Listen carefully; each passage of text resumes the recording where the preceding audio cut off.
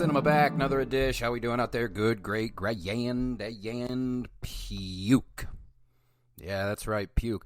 What a weird past, just last few weeks I've had. I tell you what, let's just get this one out of the way because it's just been eating me inside. So I'm not going to say who, I'm not going to say the company or whatever. So, I don't know if you guys know this, but like, so when I reach out, so when I do those interviews, that I'll post on YouTube or whatever, when I do those, there's no reason to lie to you. 90% of those interviews I get are me taking my morning shit and just firing off emails or whatever else. That's it. Very rarely do I reach out to the company twirling a fucking low cell phone prices, fucking street corner. I mean, literally, like, what are we doing? You know what I'm saying? Like, if there's one thing I think I may need to start doing in the future is going back to basics and just reviewing shit that I like, because overwhelmingly you guys, and I love you guys for this, but overwhelmingly you guys are like, dude, why don't you talk about anything that we've heard of? Like, why is it always just this wild shit from across seas that we've never heard of? And you know what? Like, for a while there, I was kind of like, fuck you, this is what I do. Like, there's enough people talking about fucking Doctor Strange 2 or whatever, the Northmen, even though, fuck, man, between the Northmen, everything, everywhere, all at once, I should, but that now we're just talking about it. Like, I should have been doing this a long time ago, but now it's just it's lack of time, and also still trying to be. I like to stay on top of the work that is given to me, even though the story I'm about to tell you, like, I'm not even gonna lie, it rubbed me the wrong fucking way. Like, there is no two ways about it. So anyway, circling back, most of the time when I interview people, that's my morning shit. Like, I well, yeah, I mean, the interview is shit, but I'm glad people have a good time, and literally every single, like, I'm batting 1,000. Like, every single guest has just been like, oh, like, what a fucking good ass time. You're informed and you're funny. I hate talking good about myself. Even Brandon Cronenberg, if you guys listen to that one, he was a tough interview, but like, I got it. Just mainly, he's just a quiet introvert. That's all it is. He's not, wasn't like a shit person or anything like that. But even he, at the end of the interview, was like, man, that was such a fucking good time. It was so low pressure, and you knew what the fuck you were talking about. And like, honestly, between the people that listen, I hate saying fans, but between the fans and the feedback I get from my interview guests, it's the only reason why I do this show. I hate it. I cannot stand doing this show anymore. And it's not that I don't like talking about movies or anything, but if you've been listening to the show for the past, 6 months to a year, I just kind of want to trend towards spending my time differently. I will always love movies until they put me in the ground, but like, I like moving these days more so than sitting. And so anyway, we're derailing.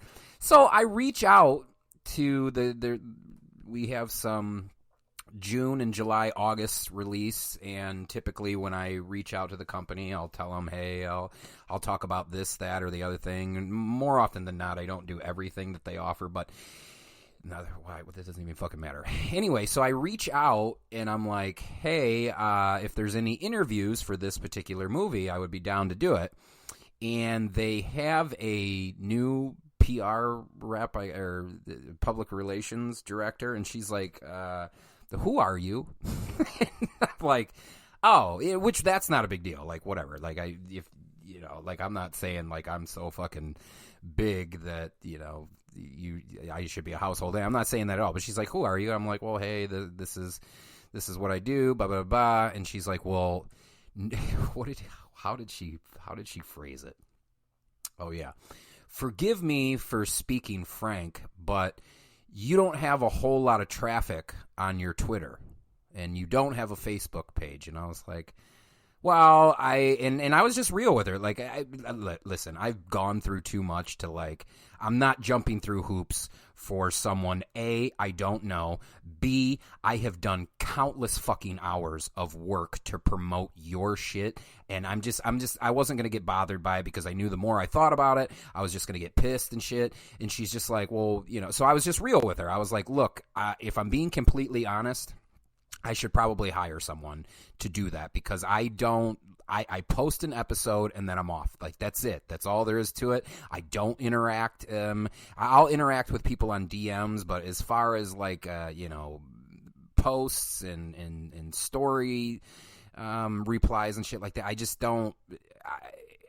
It's kind of like the movies thing. Like, I just don't want to be tied to my fucking phone all the time. Well, I'll take it a step further, be a little bit more broad.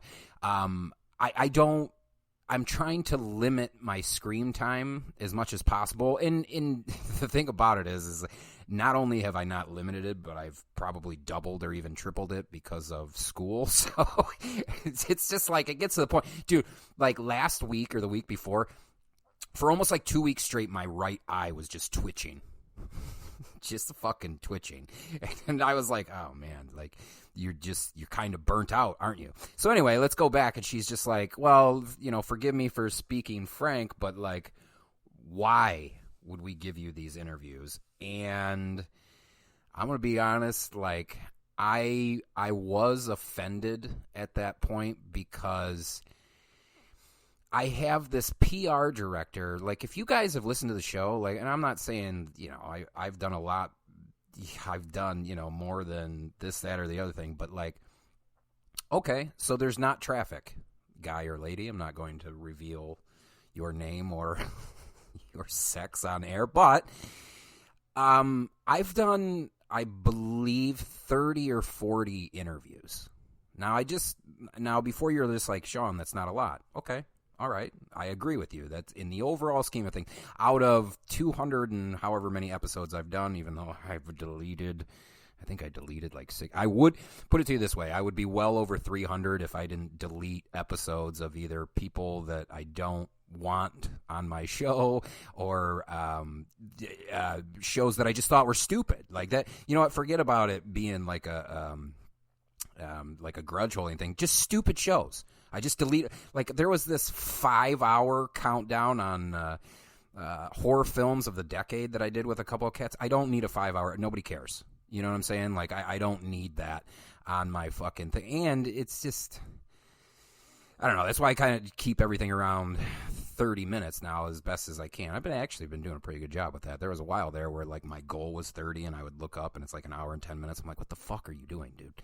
But anyway, so let's back up. I've got 30 interviews under my belt, and again, like, this feels weird because I'm so self-deprecating, but like, when I look at the names of people that I've interviewed, again, 30 is not a lot, but with zero, and I do mean zero representation, with zero interaction or you know, posting something every day on social media or whatever, I don't do it. So with limited interaction, with zero representation, I have people. I've had people on the show that are now working with Marvel, or are now co-starring with Tom Hardy, or you know, doing a movie with the director of The Raid, you know, Mr. Evans. Fucking, I have people,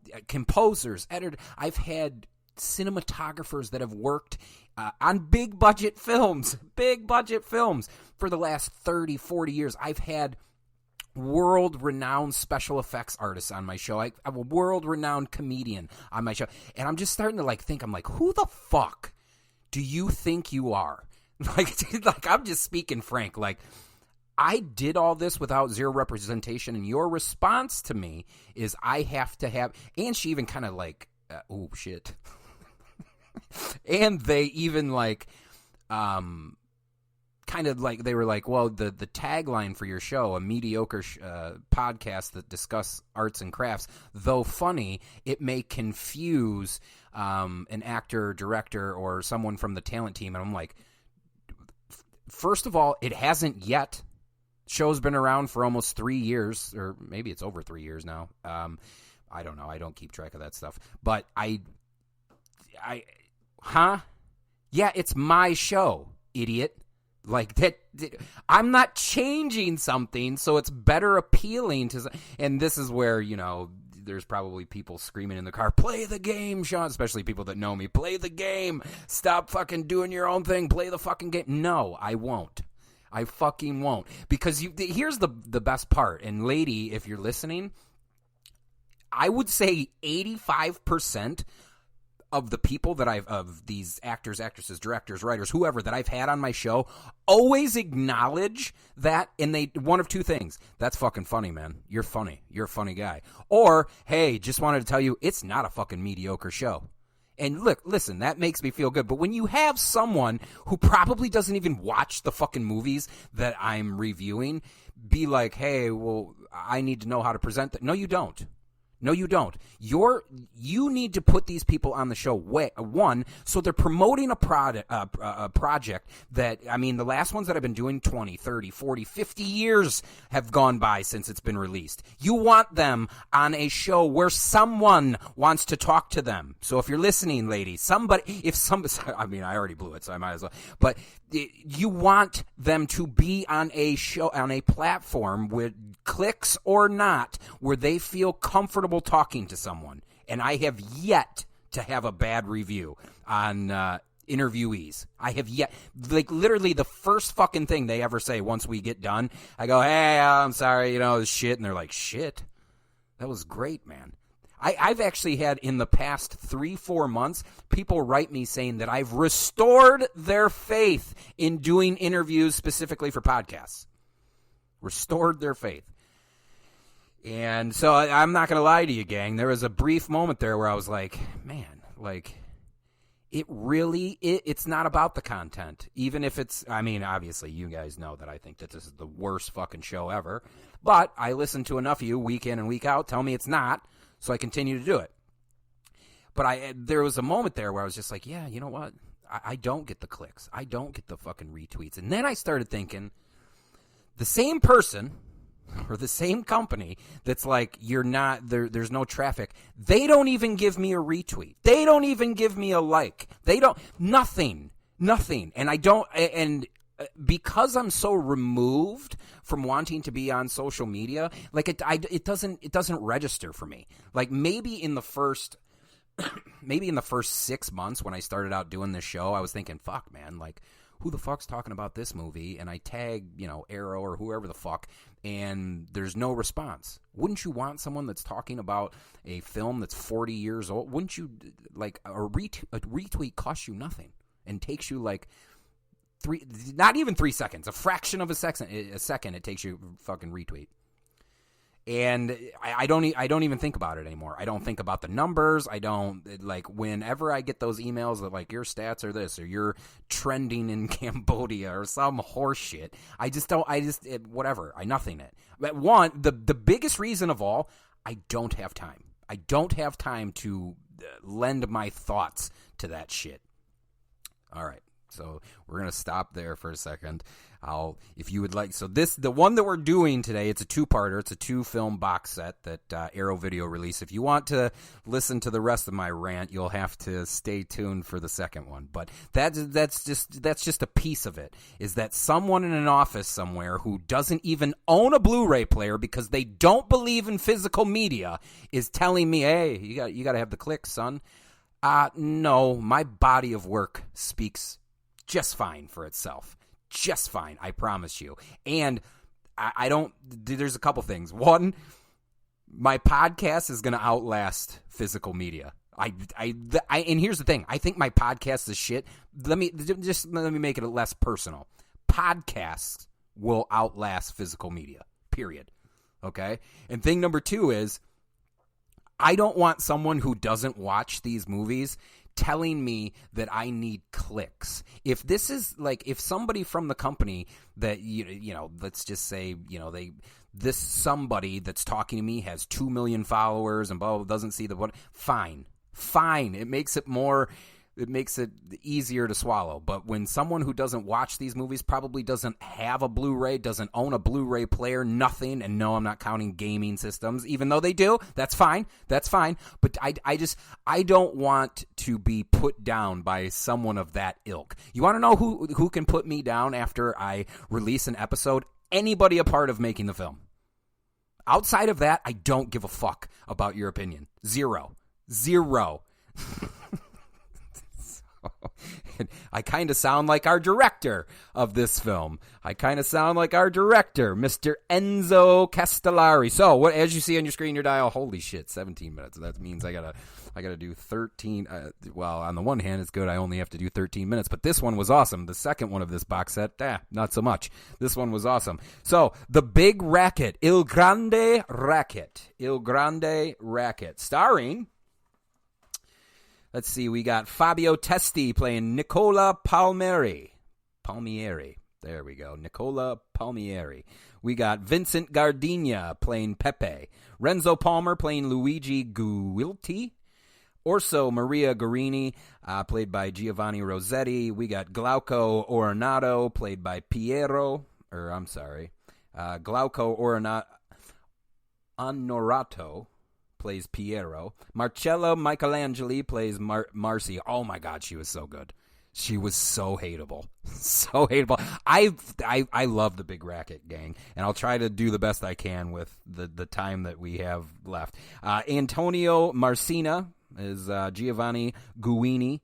Salvatore Borgese played Salvatore Velasco. We didn't want him to get confused. We didn't want Salvatore getting confused, so Salvatore played Salvatore. Gianluigi Loffredo played Rudy. I believe his name's like Josh Sinclair, I believe. Daniele Dublino plays the commissioner. And then one of our writers and our director, Enzo G. Castellari. Dude, his interviews on these bonus features were great. They were so great. Definitely better than the first one, especially how they close their first featurette, which I'll get into. Hopefully I'll get into here in a second. Story by Arduino Mayuri and Massimo Derrida. Screenplay by Arduino Mayuri, Massimo Derrida, and Enzo Castellari. Produced by Giuliano Giusso, who's a staple. Production manager Lanfranco Cesarelli. Edited by Gianfranco Amicucci, who did a lot of Enzo's films. DP Marcello Masciocchi. No, that's not how you do it. Take a drink. Marcello Masciocchi. Either way, great DP. I thought the cinematography, definitely on the Big Racket more than the one we'll talk about next, stood out. And I know they don't like that, but I liked it a lot because you got to think all practical. There's a car sequence in this where a car gets pushed off a fucking hill. And how they did it, one, they talk about it on the bonus features, but the way that it looks, it's fucking awesome. And you got to remember, this is, I think, circa 76, 74, 75 maybe. All practical, gang. So you got the real actor in there just going down the fucking hill and glass shattering and well, you have to check it out. Music by Guido and Maurizio De Angelis. Production designer Francesco Vanorio. Costume designer Luciano Segoni. So what is The Big Racket about? The Big Racket. Inspector Nico Palmieri, played by Fabio Testi, is hot on the heels of a gang of ruthless racketeers hell-bent on extorting local business owners with intimidation and violent reprisals. Reprisals? Give me the blood. Injured by the gang in the line of duty, Nico is determined to... I don't know why they would tell you that, but all right. Injured by the gang in the line of duty, Nico is determined to bring the crooks to justice, but his superiors warn him off the case. Of course they do. This is fucking 75, baby. So you know what that means. Motherfucker gotta go rogue, right? Superiors warn him off the case. Realizing he's not going to get anywhere within the confines of the law, Nico recruits a crack squad of civilians who have themselves fallen victim to the gang to dole out their own brand of justice, Italian style. I loved it. So we have Crooks being a part of this. A part of his gang, you know. In fact, what I thought was just fucking crazy was he busts a few of them out of prison. This cop busts a few of them after they're like, hey, you can't be on the case anymore. They bust him out of the fucking prison, which I just was like, well, this is awesome, actually. And, well, sidebar, it was a little too easy for him to pop him out, but that's not what, to bust him out of prison, but that's not why I'm here. That's not why I'm here. Bonus features on this disc include Violent Times. Violent Times, a new interview with Fabio. Nope, that's the second one. Let me do the first now. The Years of Racketeering, a new video interview with co-writer, director Enzo G. Castellari, recorded exclusively for Arrow Films in 2021. That's about 30 minutes long, which was fucking great. Violent Times, new interview with actor Fabio Testi, which was, again, working with Enzo. He talks about, he's the lead in the film. He talks about working with Enzo and members of the other cast. You have Angel Face for a Tough Guy, a new video interview with actor Massimo Vanni. What else? Also a staple. He didn't really have a huge role in this film, but he just always kind of popped up in Enzo's films. You're like, oh, I know that fucking face. And then, a lot of them back then. I don't want to say it's as far as Shaw Brothers, but close. Like Shaw Brothers, you'd have the same fucking 10 people shooting this 10 different movies throughout a year. But King of Moviola, a new video interview with Gianfranco Amicucci, who actually wanted to be a race car driver, and then he was talked into being an editor. And in fact, the sidebar about that we don't have time to talk about that, but sidebar to that is when he would go to the doctor, because again, this is the 70s, they would be like, hey, you got to stop smoking, your lungs are fucked. He's like, I don't smoke. I'm in an editing room with people that chain smoke, and they were like, all right, well, you need to stop, because it's, if you ever needed this guy never picked up a cigarette in his life, and his doctors were like, hey, dude, cool it, just from being in the same room as secondhand smoke. So for that shit that got proved decades ago, I can vouch for it. The Great Racket, a new appreciation and career retrospective of Guido and Maurizio de Angelis, composers of the Big Racket soundtrack, which was awesome. I thought, in fact, if you held a gun to my head, what are some of my favorite qualities of this film? It would be the score. So there was a brief little excerpt that I wanted to read to you from this collector's booklet that you get with the box set, because it tells you everything you need to know about the film itself, but two, it also talks about how that first featurette ends with our director, which I just thought was fucking hilarious. Shit, I can't find a good way to do this, but we'll figure it out. Because it's literally in the first paragraph. It's a fascist film. It's a vile film. It's an idiotic film, the incensed reviewer began. The object of this venomous attack was Enzo G. Castellari's The Big Racket, Il Grande Racket, 1976. Diminishing labeled Poliziotecci, implying that they were a poor homemade version of foreign crime films, Polizioici. Maybe I should have looked into what's the difference between those. We got T's in one and no T's in the other. The Italian urban crime films were usually treated harshly by critics, and The Big Racket was no exception. Not that audience cared. By 1976, they were by far the most remunerative and solid thread in the Italian industry, alongside the sexy comedy in its various declinations. No wonder The Big Racket made big business, about, this says 1.5 billion lire, despite its VM-18 rating, aided by a bankable star like Fabio Testi. Castellari's previous entries in the genre were both quite different from each other. High Crime drew from the French Connection and its tale of a cop against a powerful drug ring, whereas Street Law depicted urban violence from the point of view of the middle-class citizen, portraying police forces as distant and powerless. What these movies had in common was the director's dynamic, energetic style and his knack for inventive camera work, and it definitely shows in this first one here. Show-stopping stunts and grim violence. Dude, the violence in this film... Let's talk about the violence in this film. There are 2 R-ings in this film. One of a little girl, who actually is played by Enzo's daughter, and 2, the wife of another man that becomes part of the group that goes to take down the crime gang. And gang, I am here to tell you, they are brutal. In fact, I mean, the first one, and I'm gonna spoil some shit for you here because seeing's believing anyway. Like, you got to see just how uncomfortable this shit was. The first one, obviously, like I said, it's a little girl, and I was like, it's going to get broken up. It's 1975 or 76 or whatever. Like, it's going to get broken up. They're not, they really are going to go forward with it. And then it's implied later in the film, we don't see it on camera, but the dad, who also... So the husband of the second lady that gets R'd, he becomes a part of the group. And the dad of the little girl who got R'd, he becomes a part of the group. But he later says in the film, is off camera, is like, oh yeah, she couldn't handle it.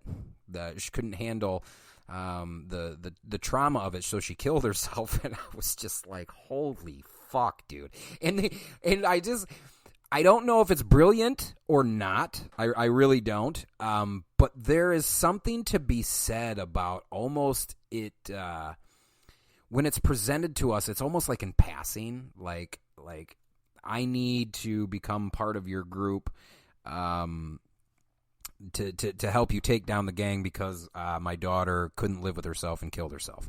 Like, there's some, I don't know what I'm trying to say, but there's something to be said about how throwaway that was, because, like, I sat there and I was like, holy fuck, dude, as if, like, the R-ing wasn't bad enough, like, oh, she just killed herself too? Oof. Okay, now let's talk about the wife that was murdered. Okay. This one was, dude, my jaw was fucking dropped as I was watching it. So, the gang comes in, like, fucking, listen, you were talking shit. Well, actually, they come to kill this skeet shooter guy who becomes a part of the gang, this world champion skeet shooter, because he got mixed up in one of the shootouts and killed a bunch of members of their gang, helping Nicola, played by Fabio Testi. His wife gets R'd in front of him. One of the gang members pees on her after R'd body, and then they set her on fire in front of him. Dude, this movie came out in 1976, and I'm here to tell you, oh shit, the power just went out in the studio. That's not fucking good. That's not fucking good at all. Hold on a second here. Oh, just like that, power right back on. Kind of feel bad that I reported the outage in less than 30 seconds before even given a chance for the shit to come back on. But you know what? It's the power of the apps, baby. You just, hey, my shit went out, boom, bang. Let me know when it's finished. We're back on.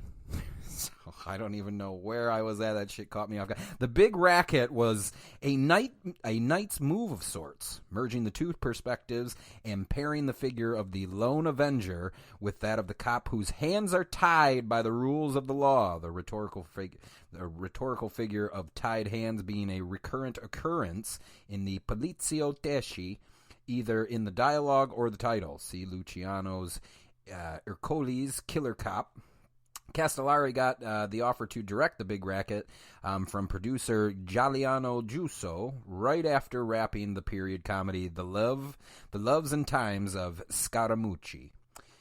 Starring Michael Giusso had helmed some successful crime films with his company Cinemaster, namely Shoot First, Hamana, Die Later.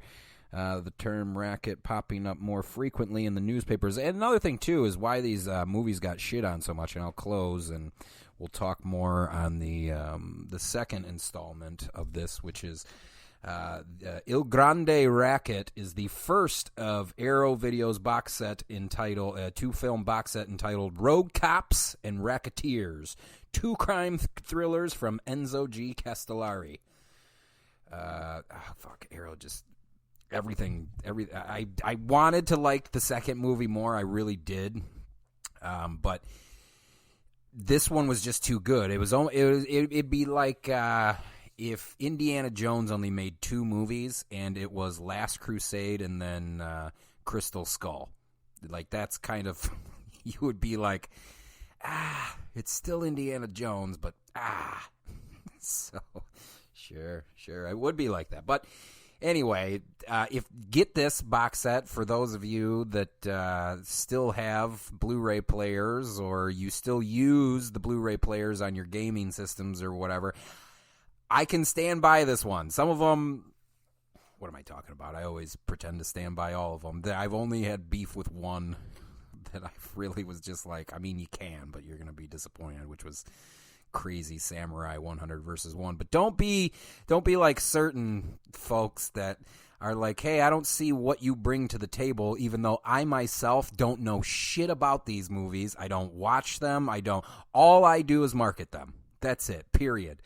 It sounds, by the way, lady, if you're listening, because I already blew it that it was a lady, I don't really care, to be honest with you. This is something I do for funsies. And actually, you know what? That's a lie. I don't even do it for funsies. I do it for the following I have and the people that actually work in the films. They don't work in the marketing department. The people that were actually standing on set.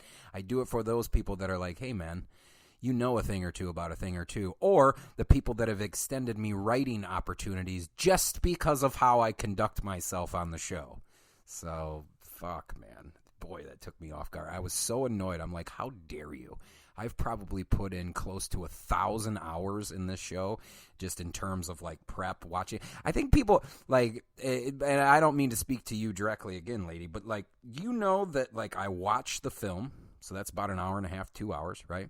I watch the film again with the commentary. There's another hour and a half, 2 hours, and then with people like Arrow Video or MVD or Criterion Collection, hours of bonus features I also go through. And then I sit down and do the show. So, I would argue each film, depending on my level of commitment that week, each film ranges anywhere from like 5 to 8 hours put in. At least. And you're going to come at me with what about your clicks? Oh, man. Oh, fuck. Anyway. Il Grande Racket, I highly suggest seeing it. I had so much fun that I, like, one of my buddies who, like, I was like, bro, you gotta get this box set. Like, it is bananas. And I'm not just talking about the R scenes. Rogue Cops and Racketeers, 2 films, 2 crime thrillers by Enzo Castellari. Arrow Video released now. Ellis Cinema, Arrow Video. Have we gone?